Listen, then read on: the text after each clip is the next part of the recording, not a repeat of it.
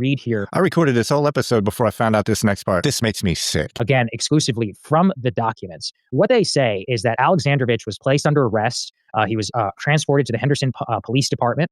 Due to the aforementioned facts, they say they determined based on the undercover communications with the phone number and everything that Alexandrovich did indeed, arrive at this location with the intent to have sex. What then follows is an extraordinary interview with a lot of claims being made that undermine a lot of what we are now learning. So what they say is that, quote, upon Alexandrovich's arrival, he engaged in a recorded interview and he waived his Miranda rights, as they say very clearly. The interview was then conducted at 2000 hours on August 6, 2025.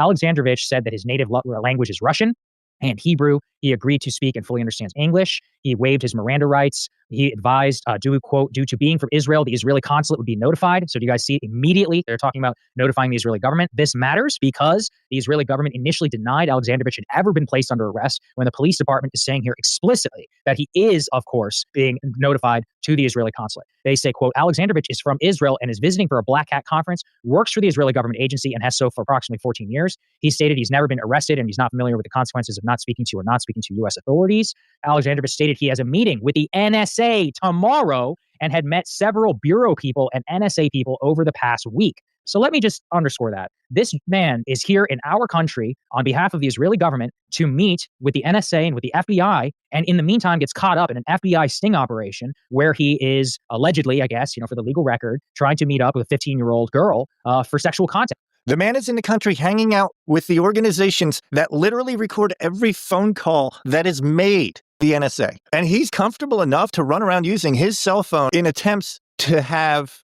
sex with minors. The hubris is fucking excruciating. Here's what I know. If you're an American and you're in Israel, Italy, Germany, and you're meeting with their intelligence agencies and you're the head of a department or a security department for the U.S. and you're visiting those countries, they're following you. They might be listening to your freaking calls. The idea that this guy's comfortable enough to come to the United States of America, put his name, face, and identity into the mix with our most secret intelligence, or one of our more secret intelligence agencies, plus the FBI, and he's so unconcerned with anyone paying attention to him while he's here that it's the right time for him to exercise his impulses for hideous behavior with minors. If you've never read a book about intelligence or CIA or FBI, I forgive you if you're like, why is that so weird to him?